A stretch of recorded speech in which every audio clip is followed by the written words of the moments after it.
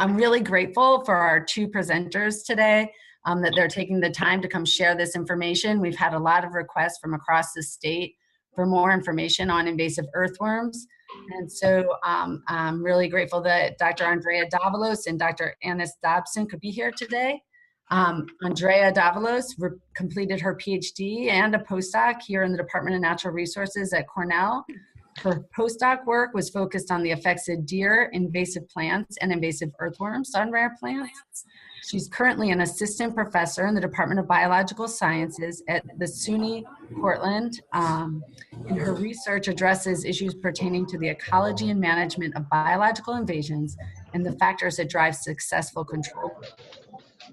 Annise Dobson did her undergrad degree at McGill University, studying plant-insect interactions. And she just recently defended her PhD here in the Department of Natural Resources at Cornell, working on the impacts of earthworms and white-tailed deer on understory plant communities. This spring, she'll be starting a postdoc at the Yale School of Forestry and Environmental Science, studying linkages between nutrient cycling and ecological processes. So with that, I'd like to pass the role here to Andrea and Annise so they can share some of this great information with us. And like I said, any questions or difficulties, please send a chat in the text box, in the chat box, and we will be reading questions at the end of the presentations. Thanks so much, and take it away, Andrea. Okay. Hi, everybody. Good afternoon. Thank you very much for joining us for this webinar. Annise and I are both really excited to share some of our knowledge and information that we've gathered over the years about earthworms. Thank you for the New York Invasive Species Institute for inviting us. As Carrie said, Annise and I will share the presentation, so at some point I will be passing on the presentation to her. So what are we going to be talking about today? First, I'm going to give you a little bit of an overview of what the earthworm impacts are in Northeast forests and why should we care about them. And then we'll pass it on to Annise, who will be talking a little bit about jumping worm biology and impacts. And we're going to be focusing on that particular species because it's a species that has generated some concern lately. They were really abundant last summer. And then we're going to review some management alternatives. So let's start by recognizing that earthworms in New York State and in most of Northeast forests are not native. They are invasive. They arrive here mostly from Asia and Europe. The glaciation that happened, the last glaciation, the line is depicted there on the map as a blue line. So when the glaciation came, all the earthworms became locally extinct. They could not take all that ice. But notice from that map that the pink, there's some areas that are marked in pink. Those are native earthworms. So below that glaciation line, there are some native earthworms. But as I said, most of the earthworms in New York, or the earthworms that you're going to encounter in your driveway or your parkway, or when you go on a hike on the forest, are going to be earthworms that are not native. And those three pictures just show some of those animals that you might encounter, like the nightcrawler, that's the middle one with this very characteristic beaver tail, or the jumping worm down there at the bottom, which is a little bit more glossy and iridescent. I want to highlight that all of these are invasive, but there are some very rare native species that are adapted to wetlands and bogs, and most likely you're never ever going to meet them. I've never met them, and you're definitely not going to see them on your driveways or in an agricultural field. So why are we worrying about earthworms, and what's the big deal? Like, after all, we've heard for many years that earthworms are really positive, have really positive effects on agricultural fields, and that they're really good for your garden, and then that you should add them to your garden to create soil. They have the reputation of adding nutrients to agricultural fields, to increase the soil porosity, to reduce soil compaction, bringing really positive effects on agricultural production and gardens. However, as with any other biological organism, it's all going to depend on the context. Agricultural fields, like the one depicted on the left, are really managed systems where we're rotating crops from year to year, we are adding nutrients to fertilizers, we're bringing in big machinery that compacts the soil. So under those circumstances, earthworms might be able to create soil and reduce the compaction of the soil. However, forests, as what's depicted on the right, actually are dependent on a rich duff layer that accumulates on top of the soil. That duff layer is slowly decomposing, and as it decomposes, it makes nutrients available to other plants that are living in that layer. It also provides a buffer to environmental situations that might be harsh, like exposure to drought or really cold temperatures. So this is really important for us to be able to think about forests as relatively unmanaged that are dependent on this leaf layer that's producing nutrients. So earthworms are called ecosystem engineers in a manner similar to what beavers do. So this picture just shows a beaver dam to highlight how beavers are able to transform a stream that's in the middle of the forest into a wetland. Earthworms are able to do exactly the same, maybe in a way that's visually less dramatically, but they are completely altering their ecosystem. And the way they do this is by transforming the physical and chemical properties of the soil. And those changes in the physical and chemical properties are going to affect all the living organisms that are inhabiting that soil, including soil, microorganisms, plants, and animals. So the pictures at the bottom are from Minnesota, where you can see in the picture on the left is an area that does not have earthworms, and you can see there's a rich understory, lots of little maple syrup, not syrup, but seedlings, lots of maple seedlings that are covering the area, and there's a sunlight, and then when you go to the right picture that denotes an area that has been invaded by earthworms, you see that there's not seedlings anymore, but there's lots of sedges, and those sedges are replacing other understory vegetation because they really like to live where earthworms are present. So how are earthworms transforming the soil? The diagram on the left shows an area that's not really highly infested, and on the right, an area that's infested. And the first thing you will notice is that that top layer of the leaf litter and the organic matter basically disappears to the right. And by doing that, the plants are exposed and the soil is directly exposed to climatic conditions. Also notice that the earthworms are in all layers of the soil, and they are moving up and down from the soil. And as they do that, they are bringing nutrients that were on the top of the soil, all down to deep layers where those nutrients can no longer be used by plants. This graph also really shows really neatly how the roots of plants are actually exposed, and by being exposed, they can desiccate and they can also lose the ability to get the nutrients from the soil. So when this happens, the soil gets transformed from a soil like in the picture on the left, where there are very clear layers, to a soil like on the right, where the soil layers are basically disappearing and the leaf litter is no longer accumulating. Those changes are going to change the bulk density of the soil as well as the aggregation. The bulk density just refers to the weight the soil has per unit of volume. So when there's more weight per unit of volume, the soil is going to be more compacted. The higher the bulk density, the higher the level of compaction. And also the level of aggregation. So how is that soil making clusters? And soils that have lots of earthworms tend to have higher bulk density and higher aggregation levels. So they make tighter clusters. And that's going to affect how water flows through the system, because water is not going to be able to slowly penetrate the soil and stay there, but it's actually going to be running off.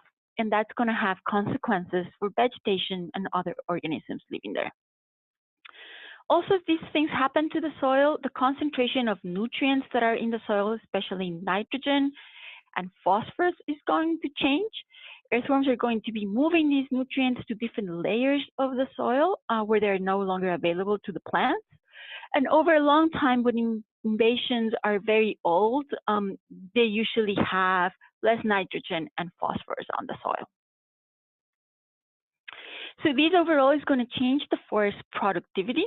The soil is going to change from being fungal dominated to being bacterial dominated. So instead of having lots of fungi growing in the soil, we're going to have bacteria. And that is going to have a really important effect on plants because plants make special associations with fungi. These are called mycorrhizal associations. And the mycorrhizal associations are really important. The fungi lives inside the roots of plants and provides nutrients to the plants, whereas the plants are providing a home for these fungi. And most of the plants that we have in northeastern forests require those mycorrhizal associations. So if they don't have fungi attached to their roots, they're not going to be able to perform as well and get all the nutrients that they need. Those changes then are going to be move up into the trophic system and, for example, affect how plants react to drought. This is an example with sugar maple. That's what the picture there is depicting, a sugar maple leaf with an earthworm, which has been noted, especially in Minnesota, where there the patches of sugar maple are dying back and the crowns die back, and is very related to the fact that sugar maple roots are very shallow. So as the earthworms eat the top layer, the roots are exposed, and then the sugar maple is no longer able to survive. But earthworms can also affect other organisms through direct interactions. For example, via direct plant consumption. And this is fascinating because earthworms are supposed to be decomposers. They're supposed to be eating only dead material. That's why we put them in our compost. Yet, how the pictures show there, earthworms are able to actually eat real seedlings. So where the white arrows are, that's the mouth of the earthworm, and they're eating a live seedling, which for me is quite fascinating. But also, as they do that, they're going to be eating the fine root systems of the plant. The picture on the left is a root system of a plant, and everything that's marked in orange are the fine roots. The fine roots are very delicate and are where all this absorption of nutrients is actually going to be happening. So if the earthworms eat those fine roots, then the plant is not going to be able to absorb all of these nutrients. The effect on the plant can also be direct through consumption of the seeds. So earthworms are going to ingest seeds that are on the soil, and the effect might be negative or positive depending on what the earthworms do. So if they ingest the seed and the seed passes through the gut of the earthworm, maybe the seed gets scarified and then germination increases after passing through the gut of this animal. However, as we just noted, earthworms are also able to, they're going to be moving up and down through the soil. So sometimes they bury those seeds very, very deep in the soil, and then the seeds are not able to, when they germinate, the seedling is not able to emerge. And in that case, the effect of earthworms is going to be particularly negative because you're going to have a reduction in the germination of these plant species. And much of it might be related on whether the seed is small, in which case it's most likely to be digested pretty fast and might be buried, or not. And in the case where seeds are larger, they are more likely to be brought to the surface, as those in the cherry tree. Ultimately, these changes are going to affect plant communities, and plant communities that have earthworms are going to be changed. In what we all the research shows is that there are some species that are going to be really winners. Among those winners are the grasses and the sedges. The grasses and the sedges are one of those species that do not require as much mycorrhizal associations. So that's maybe one of the mechanisms why they are benefiting by the presence of earthworms. So you can see, like in that picture, when earthworms are present, sedges become really dominant and most of the vegetation biomass at a given location. Other species, though, are considered losers. When earthworms are present, they don't do as well. And this is especially true for long-leaf perennials, as that bed trillium, which is a species of high conservation value in these forests. and also for woody seedlings like that sugar maple. And we've seen how earthworms affect sugar maple when they are adults, but also as when they are seedlings, limiting their growth. And to make the issue even more complicated, earthworms are associated with plant invasions. So where you see lots of plant invasions in the forest, you're also going to see lots of earthworms, especially with buckthorn, Japanese steel grass, and garlic mustard. The current hypothesis is that earthworms have a positive effect on the plants, so the earthworms are facilitating the plants. But there's also some evidence from the buckthorn system in which the buckthorn is actually also helping the earthworm. So it's a two-way benefit. And the way by which this happens is because the leaves of buckthorn are full of, they're very nutritious and they're easy to decompose. So earthworms feeding on those leaves do really well. They grow fat and lay lots of eggs. So those areas with buckthorn have many more earthworms than areas without buckthorn. And then if the plant changes and the soil changes, it's also to be expected that animals living in that soil and that layer are also going to be affected. And in fact, recent meta-analysis have shown that the diversity of animals and the density of animals is decreased in the presence of earthworms.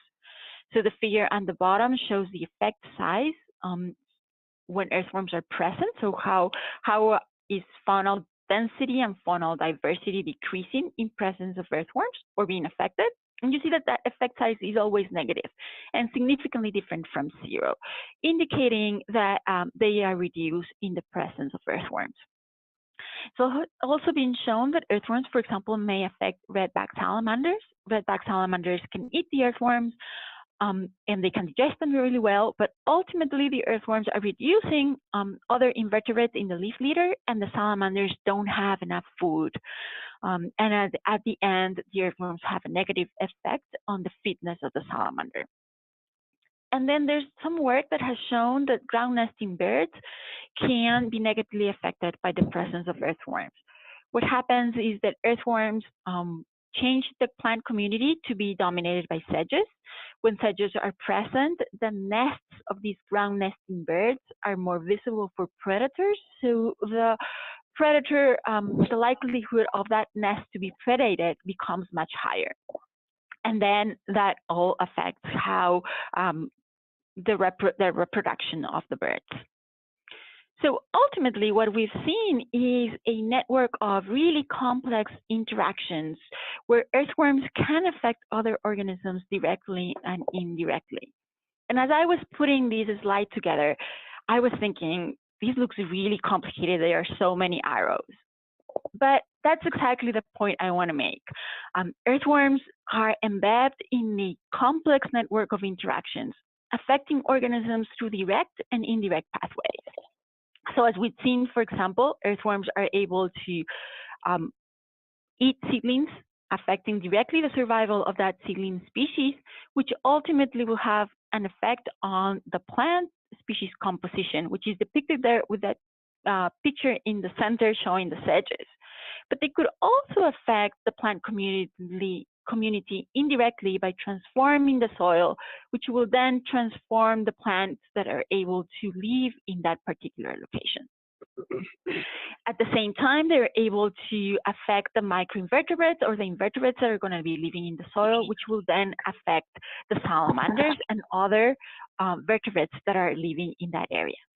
So it's a really complex network of interactions that it's very hard to untangle and to determine what's really happening. So where are these earthworms? They are associated with us. Human environments are a perfect place for them to thrive. They're usually close to roads and human settlements and agricultural fields. As you go further away from the road into more natural habitats, you will see less and less worms. There are recent work in islands show that the point of earthworm invasion was points where the construction started. So where the machinery for construction came in, where the headquarters for the construction happened, that's where those earthworms started dispersing from. There's also work that shows that they are more abundant at campsites. People come in with earthworms to use as bait for fishing, and they leave it at the campsite, or they're more likely to come in with earthworms attached to their boots, and then those sites will have higher abundance of earthworms. And we really are responsible for moving them around. They are moved around in packaging materials. They are also moved around in soil and mulch in compost, as the picture on the bottom depicts. Every time you bring in mulch from a different location, or buy mulch at a nursery, or move it from one area of your forest that does not have earthworms to an area that has earthworms, you're very likely bringing earthworms. And that's a really difficult thing to control. Also, we're moving it through machinery, and that picture there is from a movie from the 1920s, but I think it was really accurate because this is exactly what we're doing. We're doing an earthworm tractor. We're putting in tractors in agricultural fields. Earthworms are getting attached to the machinery and then move to a different location. And in our boots, and that's maybe you've seen when you hike around and you go to a natural area, there's some boot cleaning stations, and that's the one that's depicted on the picture. And it is really my plea to ask you to use those cleaning stations, because the mud that's attached to your boots may very likely have some cocoons. So those are the eggs of the earthworms attached to them. And the eggs of the earthworms are really tiny, tiny white little balls. They're very difficult to identify. So cleaning your boots will be a very good very good way of preventing bringing in earthworms as you go into a natural area. And finally, live bait, as I just said before, we use them for fishing, and people erroneously think that if you throw these earthworms in the water, the earthworms are not going to be able to survive, or they just abandon their unused earthworm at their campsites, and that stages new invasions. But so far, I have been talking about earthworms as if they are just one group. And yes, they are one group, but there are multiple species into this particular group. And their impact are going to depend a lot on what the species does. What is the ecological function of those species? So some species are going to be mostly on the leaf litter, and they're going to be on the topsoil. Those are the species that we call epigeic. And examples of epigeic earthworms are the jumping worms, which are of Asian origin. So we're going to see a lot of them because they're on the topsoil, so we can see them. And they're not going to be doing that mixing of the soils up and down because they're not going to be going into creating tunnels. On the other hand, some species like the nightcrawler, which is an anessic species, is going to make these deep burrows into the soil. So it's going to make these tunnels that can go almost 3 or 4 feet down into the soil, and bringing and mixing all of the nutrients and materials between the soil layers.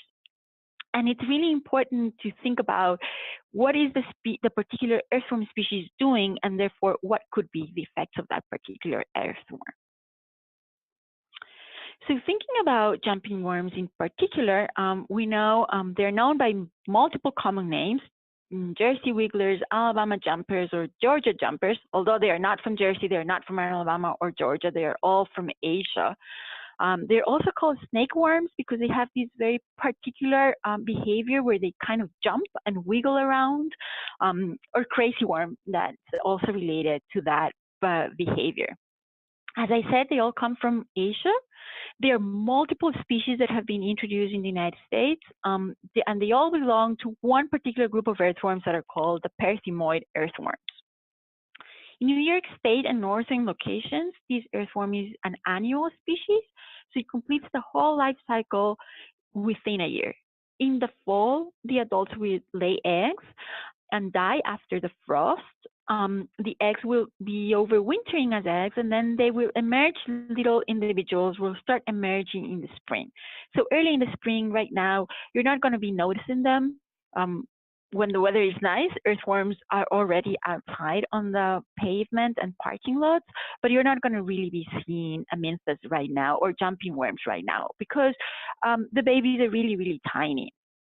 but as the summer progresses, the earthworm starts growing, and by the late summer and early fall, you're going to see fully developed and mature earthworms as the top earthworm there on the picture, which is really large, and it's reproductively active. So that's when we usually start noticing them, and because they're on top of the soil, calling a lot of our attention. What are these guys doing, and what are they causing to the soil? As I said, these are multiple species. The most common species is Amynthas, but there are other genera. And what's really interesting is that the taxonomy of these species is really unknown. We really don't know which species is which, and it hasn't been really sorted out. If you look at the different species of jumping worms just by external morphology, it's almost impossible to tell apart one from the other. You either have to dissect them and look at very specific internal anatomical features, or you have to use genetic markers. And the map that I have there, actually, what they did was use these genetic markers to identify species that had been previously collected at different locations throughout the Northeast and also in the Mid-Atlantic. So each one of these rectangles of different colors represents one different species of jumping worm. When the rectangle is white, the species was not found there. But as you can see, most of these rectangles have the three colors, meaning that at least 3 species of jumping worms were co-occurring, happening at the same time, at the same location. And at this point, again, this is my plea again, I think it's really important that we're able to untangle which species is where and which species is the one that's causing most of the impact, because we really don't know if all of the jumping worms are inhabiting the same locations and which one is causing more severe impacts than others. And that's going to be limiting our management. And before I pass it on to Annise, I just wanted to go over a little bit about the identification of these species. As I said, telling apart one jumping worm from another jumping worm species is almost impossible with physical characters. But fortunately, it's very easy to identify a jumping worm from the European species like the nightcrawler. So jumping worms are usually on the soil surface, as I said, and the nightcrawlers are going to make tunnels that can go very, very deep. They have very different behaviors. Jumping worms are going to be having this thrashing behavior that makes them look like a little bit like a snake. They jump up, they wiggle and jump up and down, whereas nightcrawlers are going to be more slow moving, and they are not going to be showing that thrashing behavior. Jumping worms are going to be less slimy and are going to be smoother, whereas nightcrawlers are going to have very distinct segments and create this slimy, very kind of disgusting thing around them. Also note that jumping worms can be iridescent, so they look a little bit purplishly metallic glow when they are alive. Some of the characteristics that they both share is that they are both pigmented. So you can see there on the picture on the top how dark they are. So they're both pigmented, and they're both really large in the summer. So size of the individual is really not a good characteristic to separate between the European nightcrawler and the Asian jumping worm. And with that, Annise, I would like you to take over. So I'm going to stop sharing so Annise can take over. Thank you very much.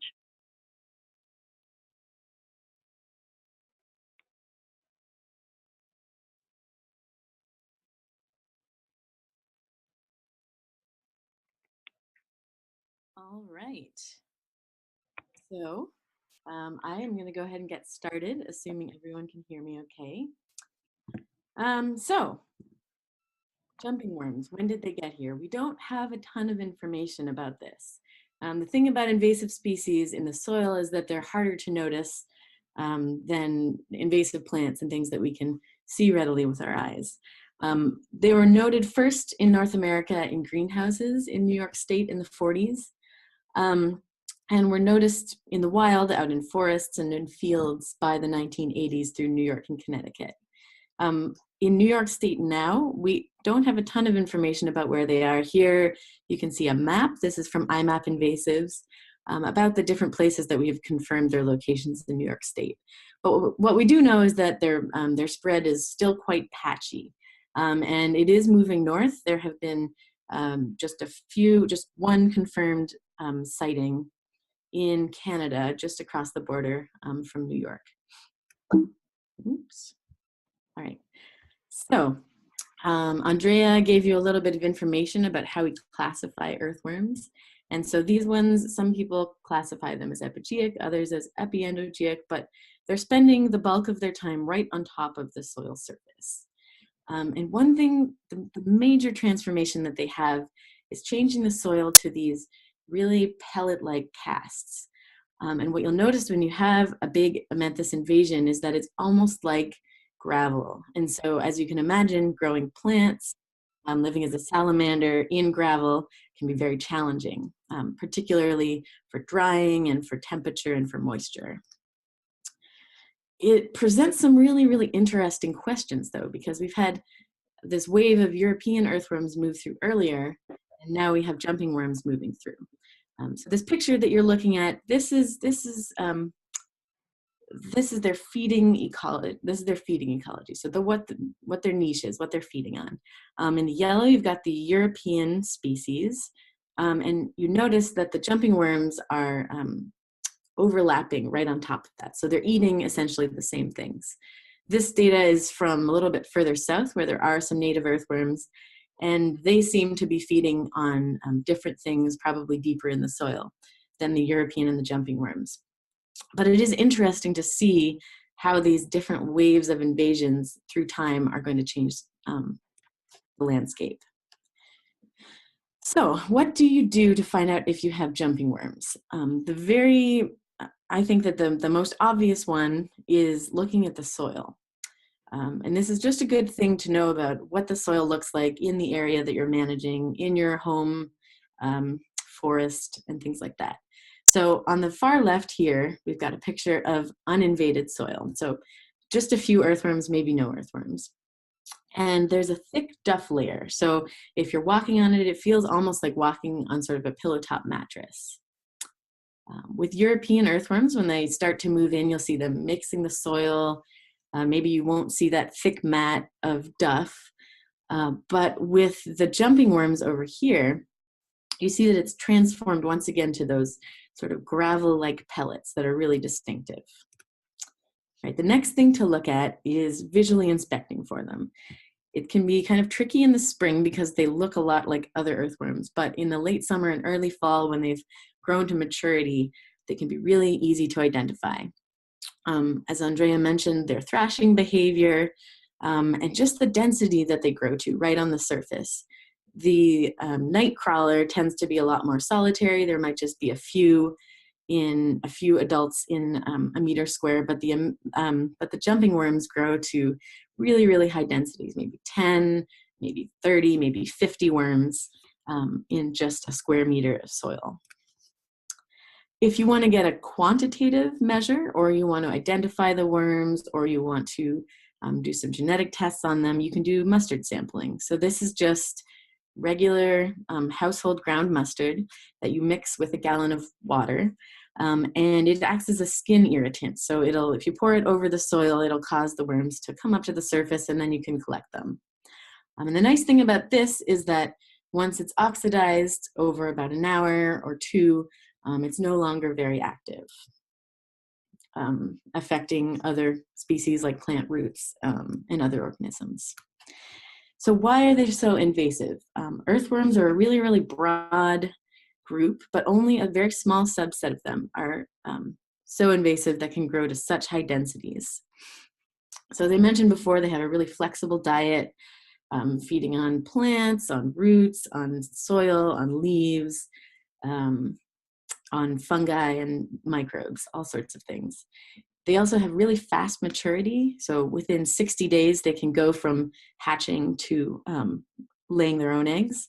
And one thing that I think is really important is that they're parthenogenetic, which just means that they don't need another individual to mate. So just one earthworm, if it moves into a new place, it can create clones of itself and get a new population established. They also have a lot of habitat flexibility, both vertically in the soil and horizontally in the soil. And they have some really interesting mass migration behavior. But there's probably also a bunch of reasons that they are so invasive in this area. We just don't know a ton about their biology in these newly invaded regions. People have been starting to take notice of their impacts. Their sale was restricted in Wisconsin and New York. But the trouble with this is that earthworm identification can be really tricky. So the sale of European worms is still allowed, and there could always be a few of these jumping worms mixed in the batch. The other problem is that they are often just tagging along with the sale of plants and other things. California listed them as an economically important pest this past year, and there's been a fair bit of interest in the Midwest from EPA regulators to sort of get the ball moving on their impacts. But not all of this news is good news. There are some regulations that might in fact promote the spread of jumping worms. For example, in Vermont, now you're going to have to be composting or recycling your organic waste and your yard waste, and spreading that yard waste into forested areas is a really big way that these things can get established.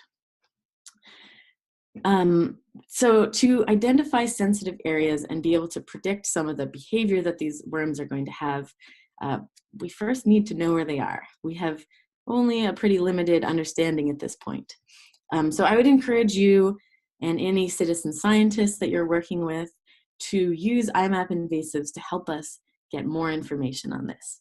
So if you're not familiar with it, it's an online tool that uses GIS to help us understand where things are and ask a whole bunch of questions. So the data can be collected by anybody, citizen scientists, natural resource professionals, students, and at least for plants, this has been used by state agencies, people doing research on invasive species, and other local watershed groups.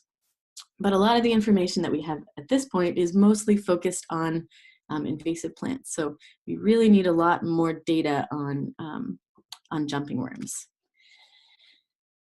particularly when it comes to understanding what jumping worms are going to do in the face of climate change. So from some lab experiments, we know that periodic warming in the winter can cause worms to hatch and then die. So that's good news as the winters are warming. Remember, I also mentioned that they don't need to mate, so they're not necessarily reproducing sexually, which is going to limit their genetic diversity, cause potential population bottlenecks, and not allow them to adapt to changing climates. So that's the potential good news, but this is all really theoretical. We don't really know how this is going to play out on the ground. The bad news is that with shorter winters and longer growing seasons for them, they can have 2 batches of offspring in the year instead of just 1. And so the question that I get asked more than anything, and I'm sure it's the question on most of your minds, is what can we do about this? And so I've started to look into the turfgrass management literature a little bit. A lot of golf courses have been trying to manage earthworms, mostly for aesthetic reasons, but there's a lot of rich research that's been done there. So in the 50s and 60s, they would treat golf courses with lots of chemicals, lead arsenate, cyanide, and it was really effective. It would limit earthworms from reestablishing in golf courses for up to 7 years.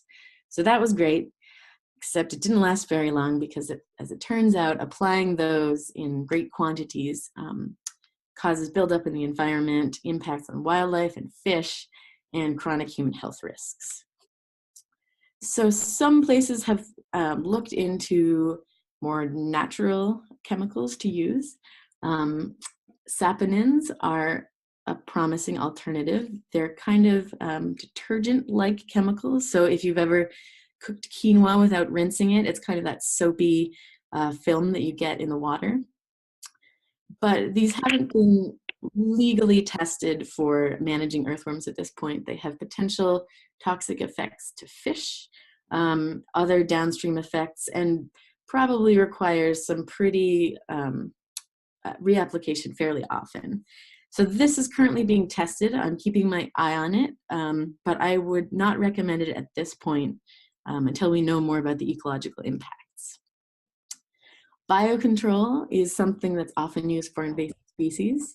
So this is promoting populations of native species like the shrew or the grouse there that are predating earthworms, as well as potentially some exotic predators like the Asian flatworm here that attacks earthworms by sticking itself to the worm and digesting it through its skin.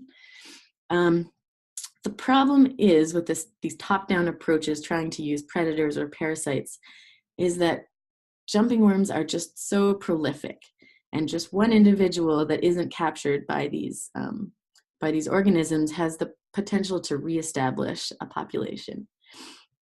And so while I don't think it's a bad thing to be promoting some of these native predators, plenty of things eat earthworms right now, and I don't think that this is going to be the best way to address the problem.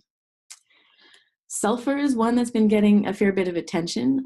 The idea behind it is that you apply sulfur, it lowers the pH to make the conditions less ideal for earthworms. And that does work for the most part to limit the population of earthworms. But what you're doing is you're modifying the pH and making it more acidic, and that's going to have major consequences for the other organisms in the system that you're managing. So low pH is associated with low nutrient availability, particularly for things like calcium that are really important to things like sugar maples and are fairly limiting in forests at this point. It also potentially has impacts on watersheds. All of this research that we've seen from acid rain has shown that. And the other problem is that you have the parent material, and the leaf litter is always going to be trying to bring that pH back up to where it started. So you have to continually apply this to maintain the pH. So I would not recommend this for established invasions. If you have a small contained invasion, maybe in a thing like a raised bed, where you are happy with having some acid-loving plants, then this could be appropriate, but I don't think it's going to work for big invasions. Fire is another thing that people have worked on. So the idea is that you burn some patches, but it has limited effects on the adults. So you have to take the timing into account. It does have a very large impact on the cocoons. What we don't know is how effective this is long-term, whether you have to burn year after year. But if you time it right and you burn an area in late October after the adults have laid their cocoons, then you could potentially knock back the population. But if you're doing that, you need to really be sure that prescribed burns are the ecologically appropriate way to manage your system. All right, the one that I really think is the most promising and that we should really focus our efforts on is limiting spread. So these worms, unlike a lot of other invasive species that move really quickly, don't move very much at all on their own. And so if we can target human-mediated dispersal of adults and especially cocoons, then I think we can have a big impact. One thing that a lot of native plant sales are doing is having mandatory bare root plantings. So this is a picture over here on the side of some jumping worms right in the root of a lady slipper. So making sure that you have clean roots without cocoons or earthworms. Try not to move soil in your tools, your equipment, and your shoes. And you can put provisions in your logging contracts if you have any logging planned to have clean equipment. This is probably just a good idea for limiting the spread of other invasive plants and seeds, and it's definitely a good thing to do. Limiting dumping of bait and compost worms is also important because the jumping worms can always just be in that massive species. And one thing that I've heard a lot of people recommend when they have problems with jumping worms is they have soil that's drying out, and so they mulch it to maintain that moisture. Now the problem is the jumping worms are often in the mulch, so what you're doing is just exacerbating the problem and spreading it around more and more. So make sure that you know the origin of your mulch and your compost, and that it doesn't contain these jumping worms. The problem with this is it doesn't really help existing invasions. You're relying on the population booms and busts, which do happen with jumping worms. But I really think that this is an important place to focus our efforts. All right, so we focus on jumping worms because those are the things that we can see. And what is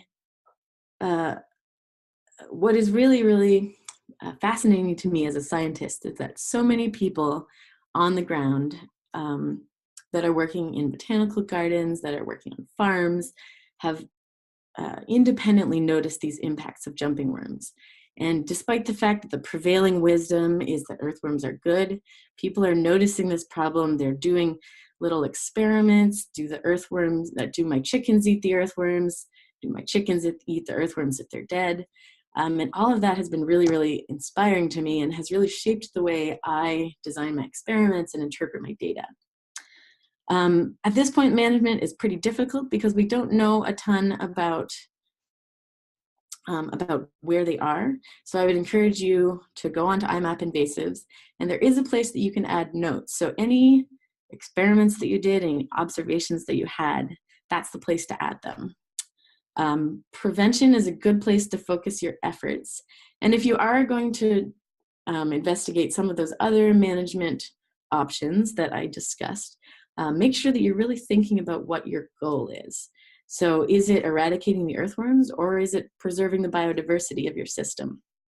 If you want to preserve the biodiversity, then maybe adding sulfur that lowers the pH, that limits the calcium that the sugar maples can take up, is not going to be the best approach.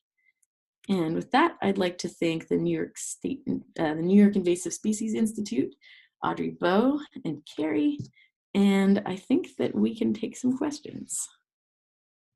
Great. Thank you so much, Andrea and Annise. That was really informative. I really enjoyed it. We do have a lineup of questions coming in here. So I'll start with the first one. Carrie Marshner asks, will bare root plants actually prevent spread of cocoons, or do they stick to the plant roots? That's a great question. So you do have to be really, really careful. They can stick to the plant roots, but you can actually see them with your naked eye. So if you're really, really careful to clean the roots, what we do is we triple rinse them. We haven't, that I know of, spread them around from areas that we have plants growing that have Amenthus invasions. Would you agree with that, Andrea? Yes, I think that once you get rid of the excess soil and do the first wash, if you have cocoons still on the roots, it will be very easy to spot them. You just have to be careful on the way you wash your roots, not to damage the seedling or the plant. And it definitely requires a lot of time, investment, and effort. And then the other important thing to make sure that you do is, once you've cleaned them, if you're going to put them back into some kind of soil, to not put them back on the ground. You have to kind of think of the ground as like a toxic area, and make sure that your plants don't go back there. And in that case, we've used elevated tables that have their feet stuck up in water that has a little bit of chlorine. So that way the worms cannot crawl up the table, and the plants will be elevated and maintain their cleanliness, if you will. Great, thank you. The next question is from Spencer Barrett, and he's wondering if any research has been done on steam treatment of soil. He says it may not be as feasible in the field, but it'd be something. I don't know of any research that has looked into that. Annise? Yeah, so I know about the other end of the spectrum, that the cocoons are very resistant to cold. They can go down actually to -190. No, not for jumping. For some earthworm species, they can go down to, -40, -196 Celsius. So they are pretty resistant. steam treating per se, I don't know so much about it, but with those temperatures you got with the burning, you really reduce the viability of the cocoon. So I would imagine that if you brought some soil up to temperature, maybe like, I haven't really done this experiment myself, but maybe up to, 500 Celsius or something like that, 200 Celsius, that you could be sure that your soil did not have cocoons.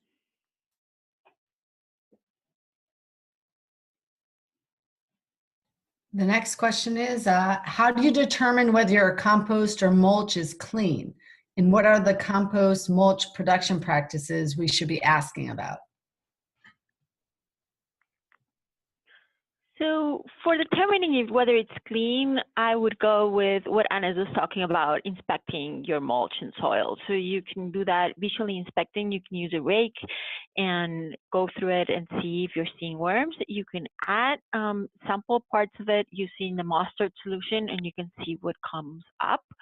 I think that would be a very easy way of knowing whether you have earthworms in your mulch.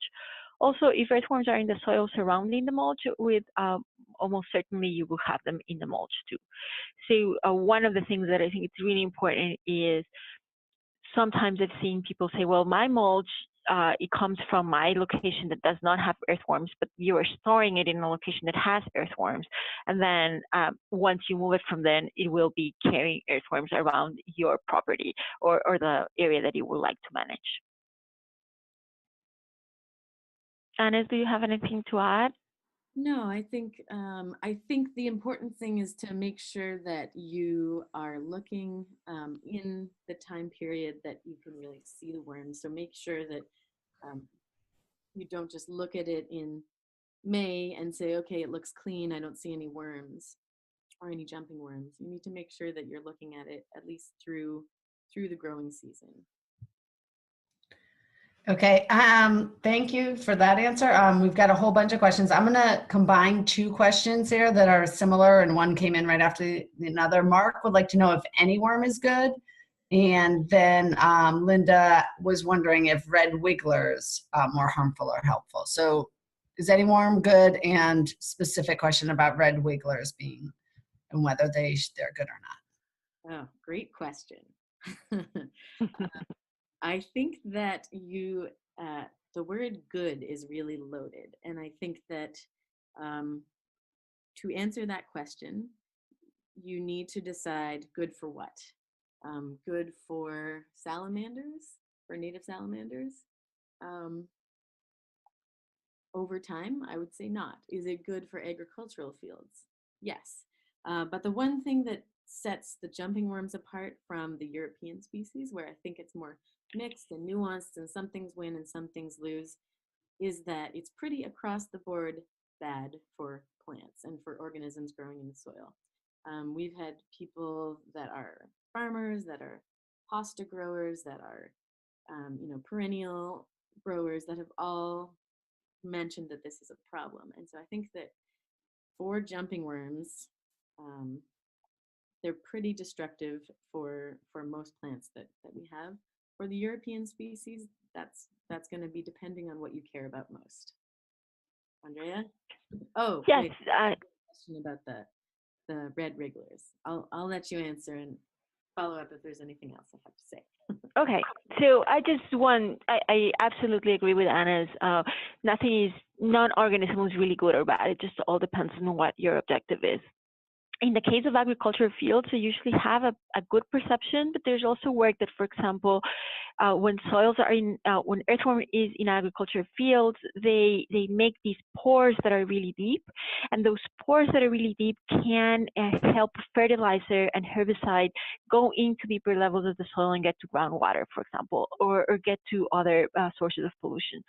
So even when we think about them maybe being positive for the plants, we might be forgetting that there's some other connections with environment that they might not be as good.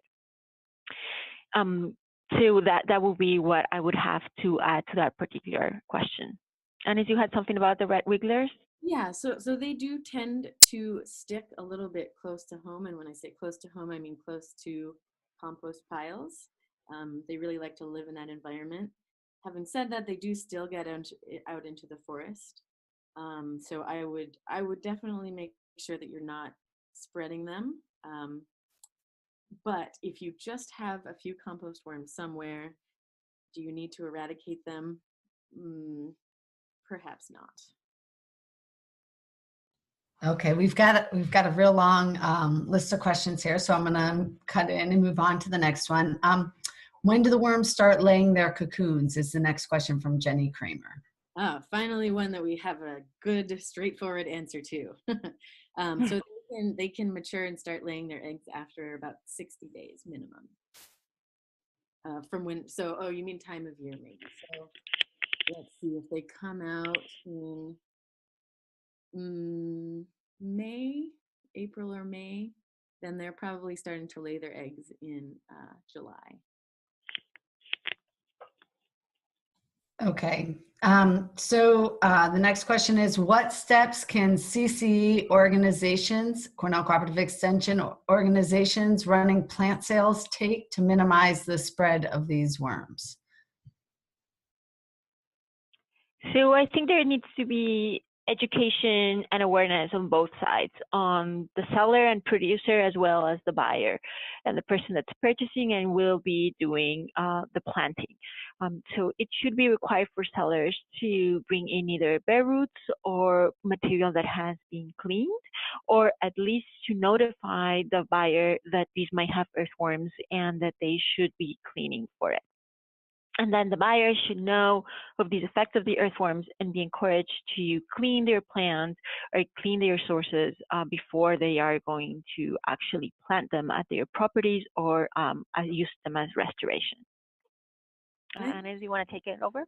Yeah, I think it's a really fertile place for change also, because the people that are involved in these native plant sales, they're doing it because they want to make good ecological decisions. And so even though it's a little bit of extra work, I think that this is a really good place to start, because the people in these groups have a lot of energy and they're really passionate about it. Okay, so the next question from Tracy. It seems like a near impossible task, and what is the ultimate goal we should be aiming for? Yeah.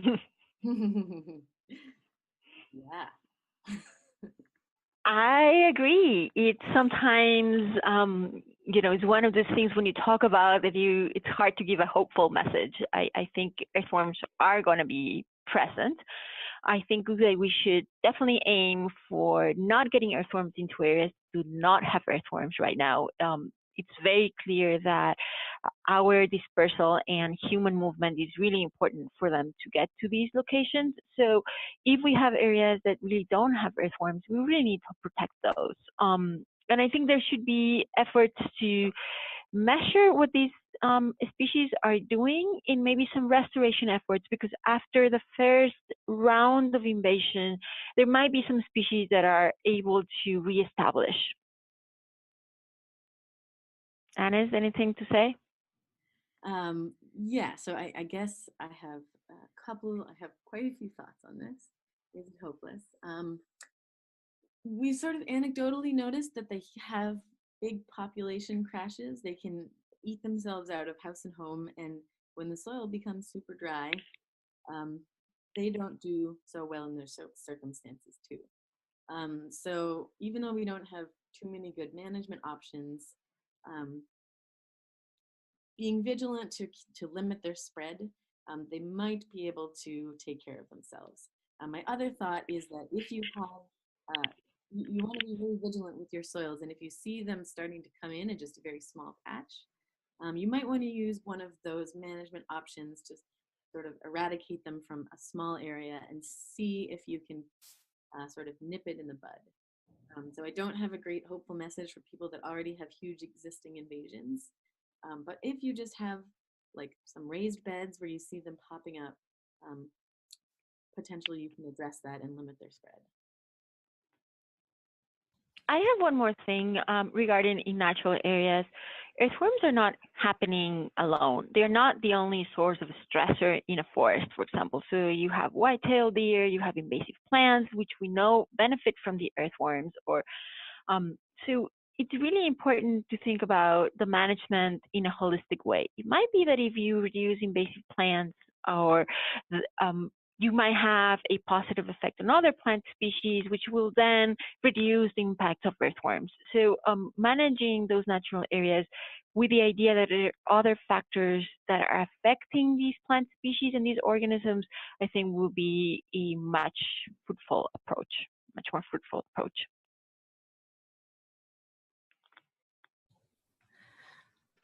Okay, we're going to ask one last question here, although any other questions, there's actually a whole list of questions that I'm hopefully going to keep track of here and copy and paste into a document, but you can also, Annise has kindly offered to be contacted with follow-up questions by email. So the final question we'll have for this webinar then is, are worms a problem where they are native?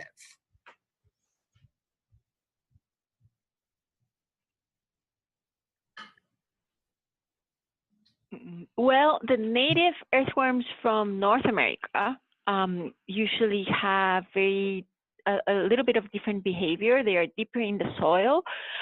They do not become as abundant and are actually more abundant in natural areas. So they are not going to be associated with any problems in gardens, agricultural fields, or in decreasing leaf litter layers. And jumping worms in their native habitat. I don't have a great answer for this, but I will go into the research and try and find a little bit more information because there are, for example, in their native range, I believe that there are native trilliums that are growing there too. And we know where we are that jumping worms are really destructive on trillium roots. And so I think it's a great question, and I will hopefully have a more satisfying answer to you. What happens when plants co-evolve with these earthworms as opposed to our plants that just haven't seen them? Do they have different rooting structures, something like that? And B, if there's other things that limit their growth in their native habitat. I suspect that they are less of a problem there, but I don't really have a great answer for you. It's an excellent question, and I'm going to follow up and get you some more information. So that question came from Tina. Tina, if you're out there and you want to follow up with Annise via email, then maybe she can provide additional information once she finds it. So that, I apologize to those of you who sent in. There's so many great questions here, and this just is a good motivation to know that we should be doing more outreach and more engagement on this issue. Hopefully we'll be able to have a hands-on identification workshop at some time this summer, and I'll keep you all updated.